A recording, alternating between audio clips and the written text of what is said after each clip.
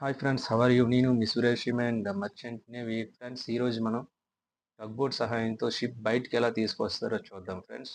Only tug boat సహాయంతోనే port నుంచి జెట్టీకి మనకి అరైవల్ కానీ డిపార్చర్ కానీ టగ్ బోట్ సహాయంతోనే జెట్టీకి మనం పెట్టాలి షిప్ని.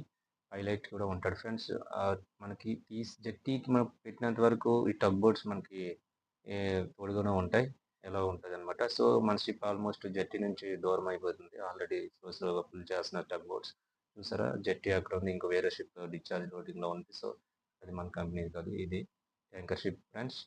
ఫ్రెండ్స్, చూసారా, టగ్ బోట్ రోప్ తో సహాయంతో అవుతుంది ఫ్రెండ్స్. ఈ ఈ రోప్ మోరింగ్ ఆపరేషన్ లో మాత్రం చాలా కేర్ఫుల్ గా ఉండాలి friends. So deck department only mooring operation లో ఇన్వాల్వ్ ఉంటుంది. ఇంజన్ డిపార్ట్మెంట్ రాదు. సో ఇంజన్ డిపార్ట్మెంట్ అంటే వాళ్ళు ఇంజన్ రూమ్ లో డ్యూటీ చేస్తారు ఈ టైంలో.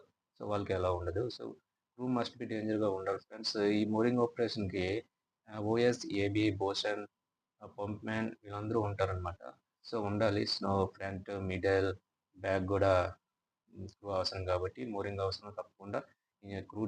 డెక్ డిపార్ట్మెంట్ మాత్రం మస్ట్గా ఇక్కడ వస్తారు ఫ్రెండ్స్. సో ఈ ఆపరేషన్ లో మాత్రం కేర్ఫుల్ గా లేకపోతే మాత్రం చాలా ఇబ్బందిగా ఉంటుంది ఫ్రెండ్స్. చూసారా ఫ్రెండ్స్, షిప్ ని స్లోగా లాగుతుంది అనమాట. సో ఇంజిన్ స్టాండ్ బై లో ఉంటుంది కానీ ఇంజిన్ యూజ్ చేయరు. ఓన్లీ టగ్ బోర్డ్ సహాయంతోనే మాత్రమే దీన్ని మన నావిగేషన్ కి లైవ్ పాయింట్ వచ్చినంత వరకు లాగుతుంది అనమాట ఫ్రెండ్స్.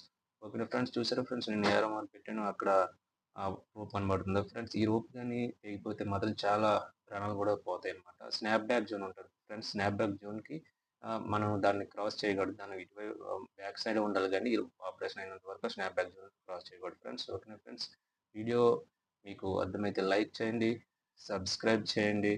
ఓకేనా friends, safe work friends. Engine and deck department. ఓకేనా, బాయ్ బాయ్.